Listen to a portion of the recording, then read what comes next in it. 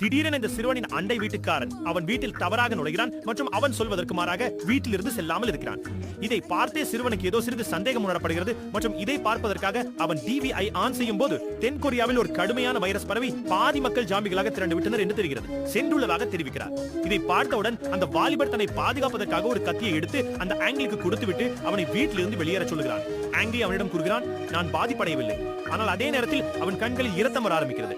குறுகிய நேரத்திற்குள் அவன் ஒரு ஜாம்பியாவாக மாறுகிறான். இதை பார்த்து வாலிபர் அவனை உடனே வெளியேற்றி கதவை பூட்டி வைக்கிறான். அப்போது பசு போல தோட்டம் கொண்டு ஒரு ஜாம்பியன் ஆங்கிலியை பிடிக்கிறார்.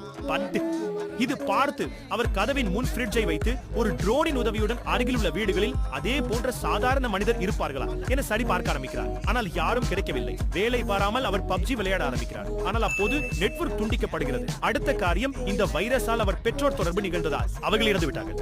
இதை கேட்டு அவன் முழுமையாக உடைந்து தன் உயிரை போல்க்க முடிவெடுக்கிறான். ஆனால் அப்படியானதில் யாரோ அவனை நிறுத்த லேசர் மூலம் சைகை செய்கிறார்.